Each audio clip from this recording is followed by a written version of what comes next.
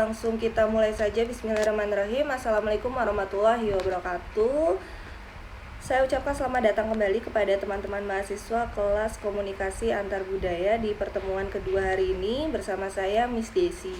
Sebelum masuk ke materi, ada beberapa hal yang ingin saya sampaikan dan pertegas kembali bahwa per hari ini di pertemuan kedua dan beberapa pertemuan kedepannya lagi ya, saya belum bisa memastikan sampai kapan, kita akan mengalihkan metode pembelajaran untuk beberapa mata kuliah yang saya ampu ke metode asinkronus atau tidak langsung dan mandiri gitu. Jadi teman-teman nanti diharapkan bisa mempersiapkan beberapa alur tugas yang sudah saya sampaikan di pertemuan awal, meliputi tugas kelompok ya.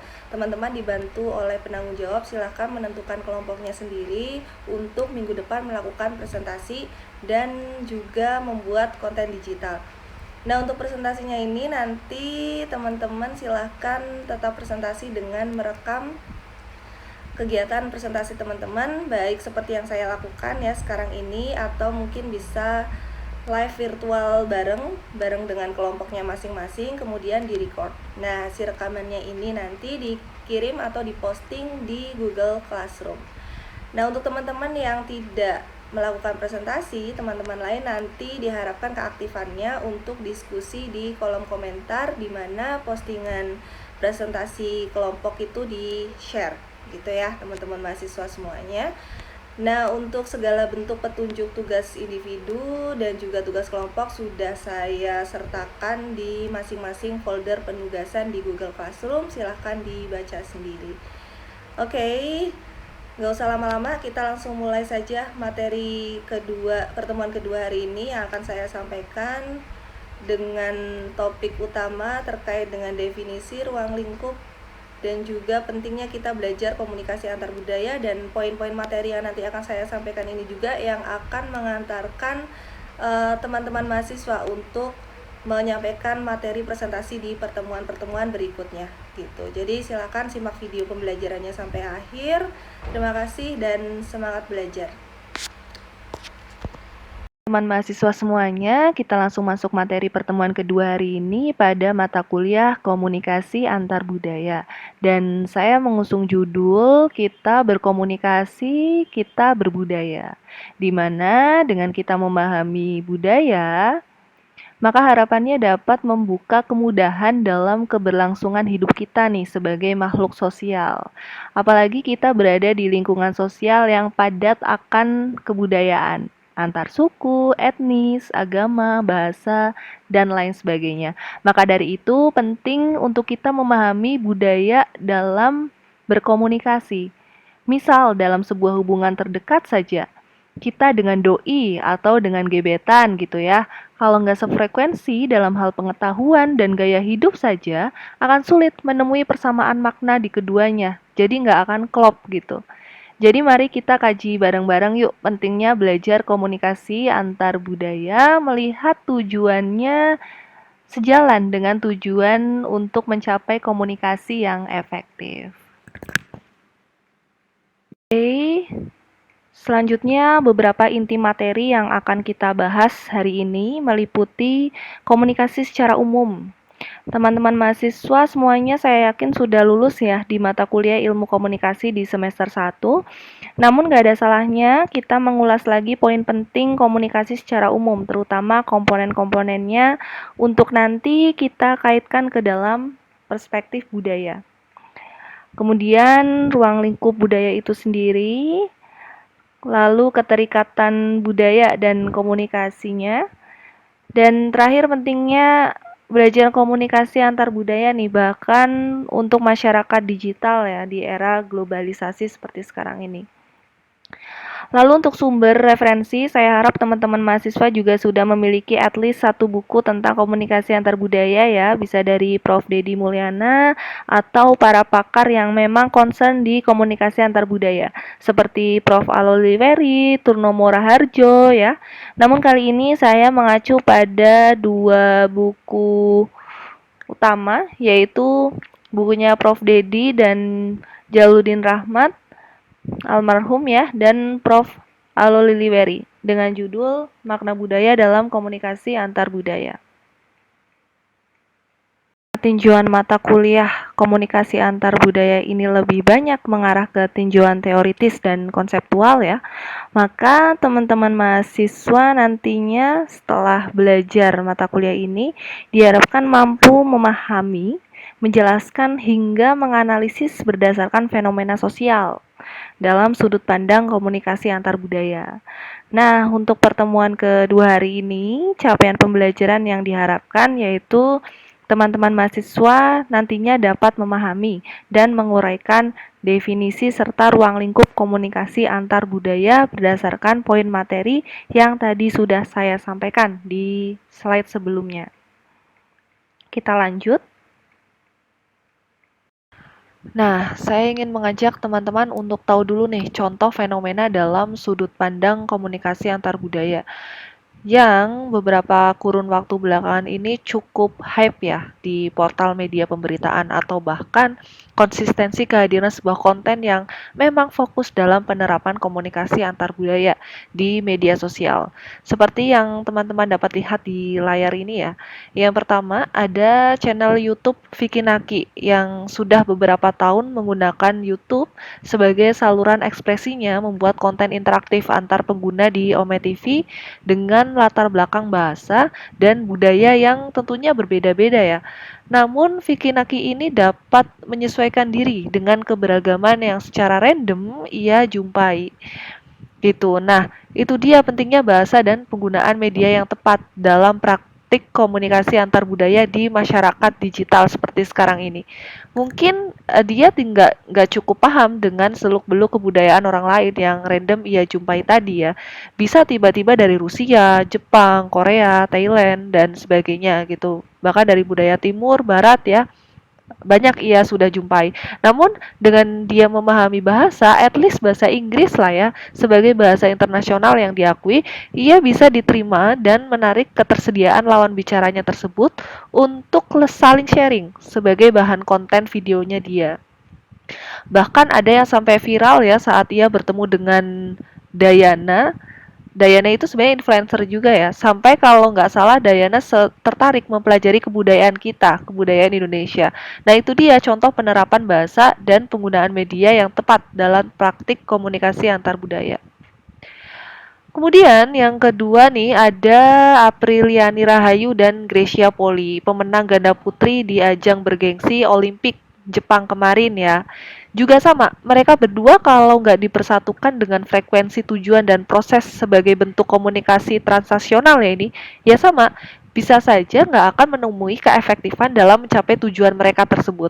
Lagi-lagi, semua bermula dari komunikasi, mengingat komunikasi adalah kebutuhan fundamental yang sangat dasar dan penting dimiliki manusia nih, sebagai makhluk sosial ya tentunya.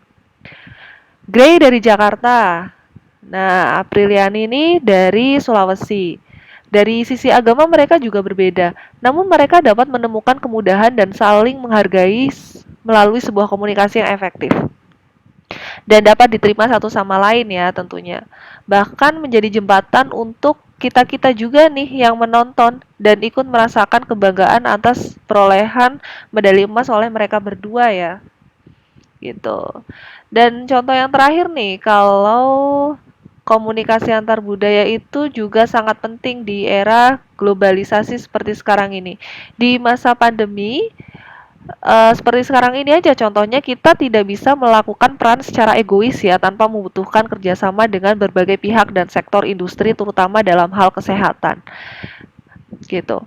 Kerjasama untuk tujuan keberlangsungan negara juga diperlukan aspek dukungan dari negara lain gitu. Contohnya Indra Rudiansyah, salah satu mahasiswa yang patut diapresiasi di tengah studinya di Oxford dan kemampuan ia dalam menciptakan sebuah awal komunikasi dengan tim peneliti vaksinasi, pada akhirnya dia dipercaya untuk bergabung sebagai salah satu tim vaksinasi dari Indonesia di Universitas Oxford bersama ketua timnya pada saat itu Sarah Gilbert ya.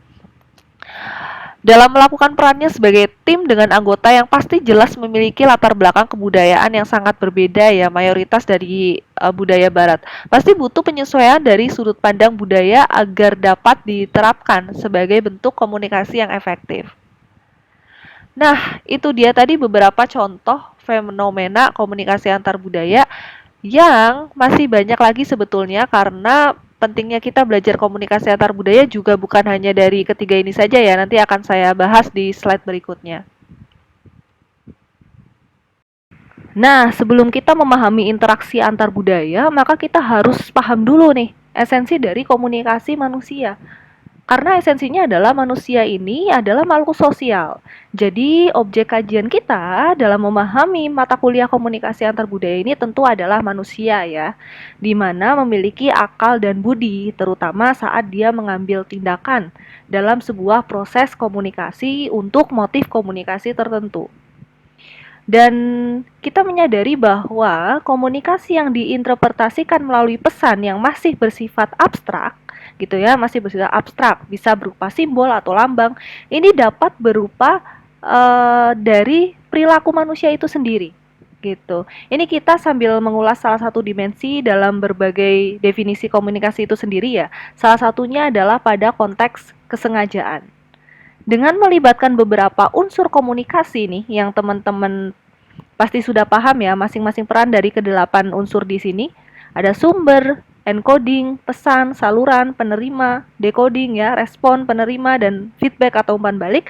Nah, unsur-unsur ini nantinya untuk apa? Tentu banyak faktor yang berperan dalam suatu peristiwa komunikasi. Apalagi jika kita menuntut tujuan dalam persamaan persepsi antar budaya. Akan ada proses di sepanjang peristiwa komunikasi tersebut. Nah, makanya kita perlu tahu bagaimana komunikasi itu berlangsung. Karena esensinya adalah pada slide selanjutnya. Kita next. Nah, ini dia. Ada beberapa esensi dari karakteristik komunikasi itu sendiri. Di mana communication as a process. Ya, atau komunikasi sebagai bagian dari proses. Dalam proses di sini, yaitu pada level sebuah hubungan antar manusia, bahwa memang komunikasi adalah kebutuhan yang mendasar, gitu. Manusia selalu berkomunikasi ya, manusia tidak dapat menghindari komunikasi. Maka ada beberapa karakteristik yang akan membantu teman-teman mahasiswa untuk memahami bagaimana komunikasi itu berlangsung. Saya rasa teman-teman sudah cukup paham tentang hal ini ya, karena sudah diulas sampai hatam di semester-semester awal. Nah, dari keempat karakteristik inilah salah satu yang menjembatani kita untuk mempelajari faktor lain di sepanjang keberlangsungan peristiwa komunikasi adalah di bagian komunikasi berlangsung dalam konteks fisik dan sosial. Itu ya, berlangsung dalam konteks fisik dan sosial. Seperti itu. Kita tidak bisa memungkiri bahwa adanya simbol-simbol di luar dari objek manusia itu sendiri dapat mempengaruhi komunikasi. Contohnya seperti apa? Contoh simpelnya nih, ketika kita sedang berkabung gitu ya, ada yang meninggal, akan identik dengan dress code hitam, menandakan rasa turut berbelasungkawa kita. Atau dalam sejarah, misal perundingan perdamaian Perang Dunia Kedua, gitu ya. Kalau teman-teman masih ingat, yaitu antara sekutu dengan Jerman di Paris. Butuh waktu juga ternyata sekedar menentukan bentuk meja bundar sebagai bentuk persamaan derajat semua pihak terlibat, gitu. Seperti itu kurang lebih contohnya. Kemudian dalam konteks sosial juga ternyata mempengaruhi level hubungan sosial gitu, terutama saat kita berada di dunia bisnis nih. Sangat terlihat hubungan sosial antara atasan dan bawahan, sikap hormat dan kurang hormat di antara keduanya. Gugup dan rasa kepercayaan diri gitu ya termasuk. Nah, kesimpulannya apa?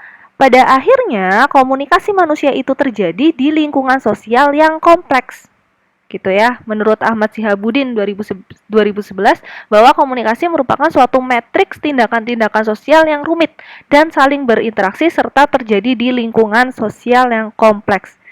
Lingkungan sosial yang kompleks ini yang nantinya merefleksikan bagaimana interaktivitas dengan orang lain.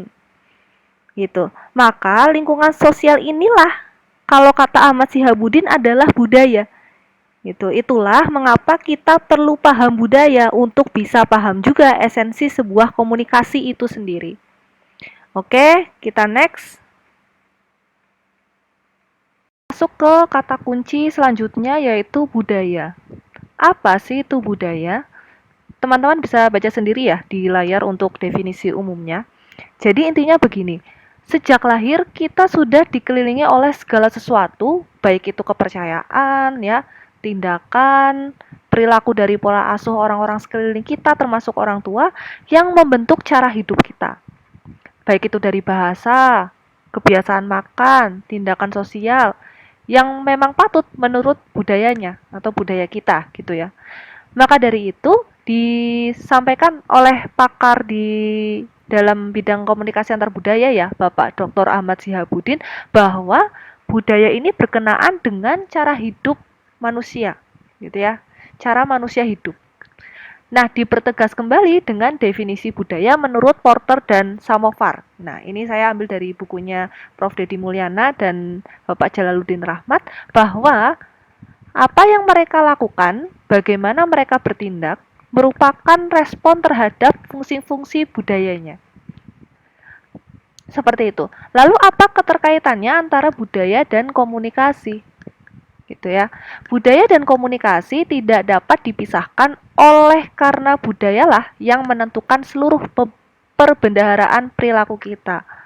Maksudnya bagaimana? Peristiwa komunikasi yang kita lalui sehari-hari tidak terlepas dari ketergantungan pada aspek budaya.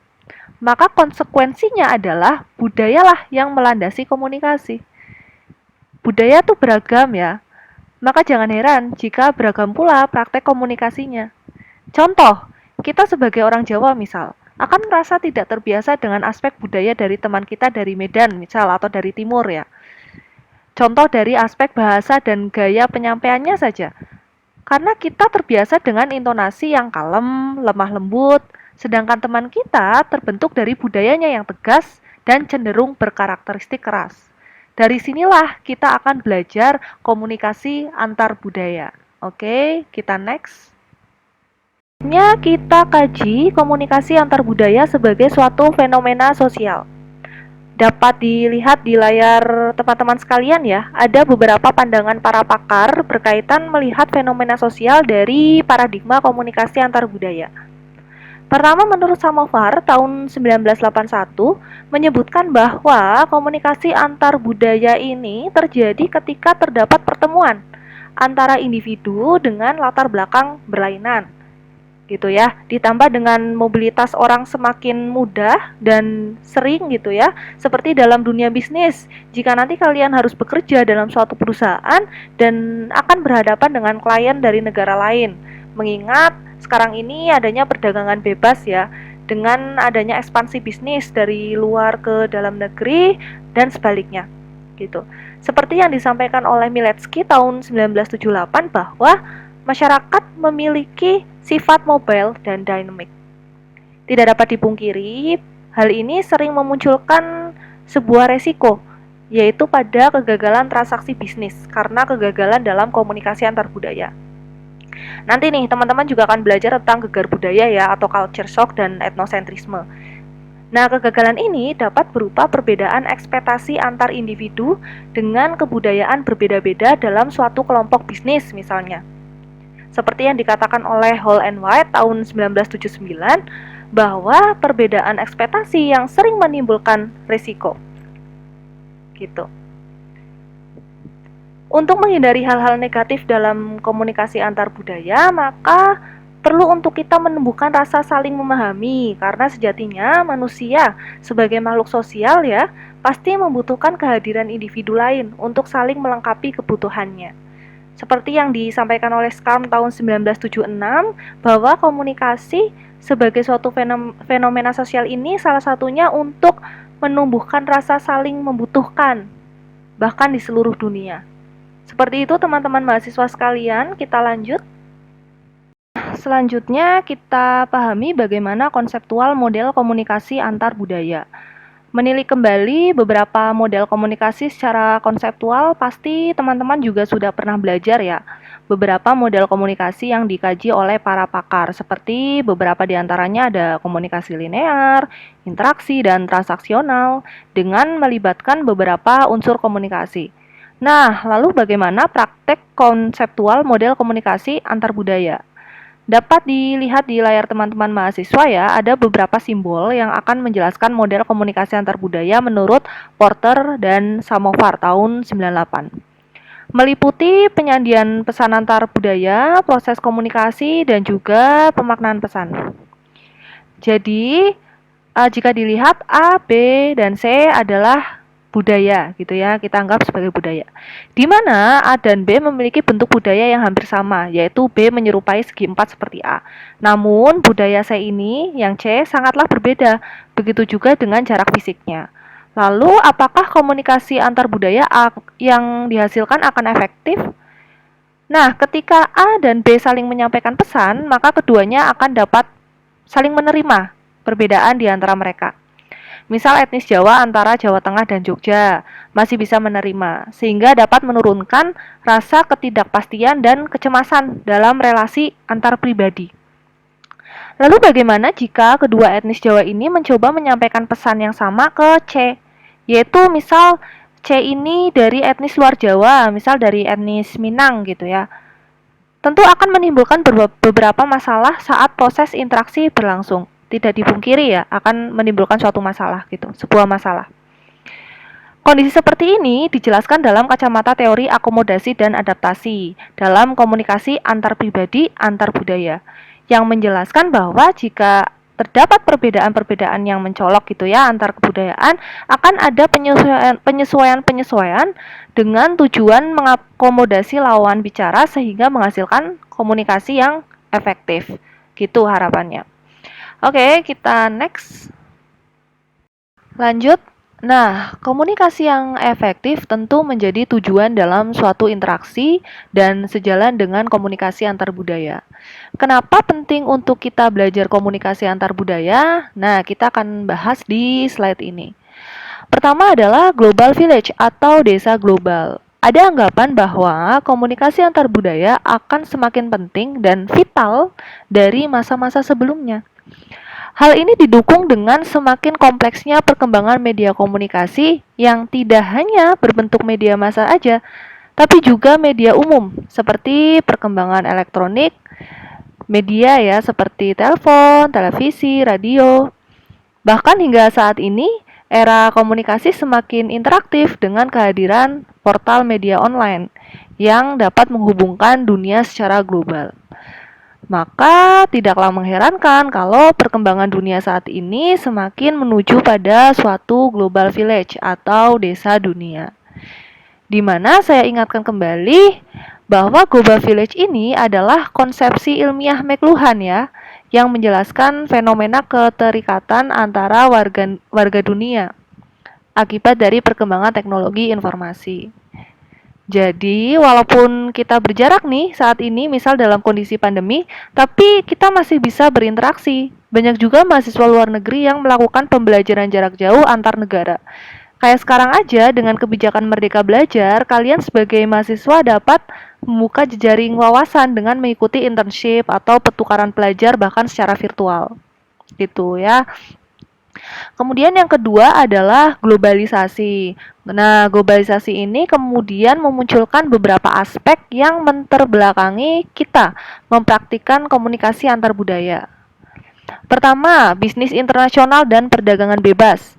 Yang di awal saya jelaskan ya bahwa banyak ekspansi bisnis yang masuk baik dari luar maupun dari dalam negeri ke luar negeri. Tentu ini membuka kesempatan kita bertemu dengan orang-orang asing yang memiliki latar belakang budaya yang berbeda. Gitu. Dalam dunia bisnis yang memiliki manajemen organisasi misal, kita dituntut penyesuaian di sana sebagai bagian dari tercapainya visi bisnis yang diharapkan. Kemudian perkembangan teknologi dan travel.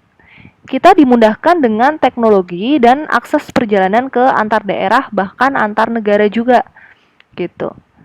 Hal ini menjadi jembatan untuk kita bertemu dan berinteraksi dengan banyak individu berbeda budaya, gitu ya. Terus kompetisi sumber daya alam nih. Indonesia dengan segala teritorialnya juga perlu untuk membangun hubungan dan kerjasama yang baik antar negara. Hal ini tentunya untuk menghindari sebuah konflik. Nah, penting untuk kita belajar komunikasi antar budaya juga sebagai bagian dari international security dan juga konflik. Sebagai warga negara dan juga manusia yang sifatnya mobile dan dinamis, belum ditambah dengan aksesibilitas teknologi informasi, infrastruktur, dan transportasi, maka komunikasi antar budaya ini kemudian akan memancing kesadaran akan masalah-masalah dunia yang harus ditangani bersama. Seperti yang kita tahu ya, ada beberapa konflik yang melibatkan antar negara. Secara langsung kita sebagai warga negara Indonesia tidak terlibat. Tetapi sesama manusia kita masih bisa memberikan atensi dalam bentuk bantuan internasional gitu. Misalnya seperti itu. Oke, kita lanjut. Kemudian pentingnya kita belajar komunikasi antar budaya yaitu dilatar belakangi dengan adanya kesadaran domestik dan pribadi. Pertama, kesadaran domestik munculnya subudaya yang menyimpang dari budaya dominan dalam masyarakat. Contohnya, munculnya kelompok kulit hitam, kalangan wanita, kalangan miskin gitu ya, ditambah dengan kondisi munculnya komunitas-komunitas yang semakin keras dalam menyuarakan haknya. Sehingga kita perlu pahami gap nih antara sub budaya dan sub kelompok di sini. Seperti yang dapat teman-teman mahasiswa lihat di layar ya, maka sebagai akibatnya komunikasi antar orang-orang yang tampak serupa ini tidaklah mudah. Karena pada kenyataannya mereka adalah anggota-anggota subkultur atau subkelompok yang sangat berbeda latar belakang pengalamannya. Seperti itu. Nah, kemudian yang kedua adalah kesadaran pribadi. Ini jelas lah ya, bahwa keadaan dunia yang memaksa kita menjadi seseorang yang secara sosial maupun psikologis merupakan produk dari pertemuan dan percampuran macam-macam kebudayaan. Gitu. Dengan kita memahami komunikasi antar budaya, maka akan men-trigger perasaan puas dan senang karena menemukan sesuatu yang baru dari sebuah perbedaan. Hal ini juga akan membantu kita dalam menghindari masalah dalam komunikasi antar budaya serta mampu mempersepsikan dalam memahami diri sendiri. Seperti itu, kita lanjut. Kemudian berbicara terkait dimensi komunikasi antar budaya. Jadi ada 3 dimensi yang mengintegrasikan berbagai konseptualisasi tentang komunikasi antar budaya yang tadi sudah dijelaskan ya. Saya sampaikan satu persatu menurut KIM 84 ya, tahun 84. Pertama, tingkat keorganisasian kelompok budaya. Dapat dilihat di layar teman-teman, ada beberapa tingkatan atau level yang digambarkan dalam bentuk segitiga, yaitu anggota pada sebuah kelompok kebudayaan. Seperti kelompok budaya pada lingkup global di dunia seperti budaya timur atau barat ya di world regions ini. Ada juga di bawahnya kawasan dunia juga terbagi lagi menjadi subkawasan seperti budaya Amerika Utara atau Asia Tenggara. Lalu di bawahnya dalam skala nasional ada juga seperti budaya Indonesia, Jepang, Korea, Prancis gitu ya. Lalu kelompok-kelompok etnis atau ras dalam negara seperti budaya Cina di Indonesia, budaya Amerika Asia gitu. Turun lagi di level subkelompok sosiologis seperti budaya gelandangan, geng kaula muda dengan bahasa prokemnya ya atau bahasa gaulnya gitu dan sebagainya. Dan pada level individu juga ada bahwa masing-masing dari kita pun merupakan wujud dari latar belakang yang berbeda-beda. Nah, kita lanjut pada dimensi komunikasi antar budaya selanjutnya.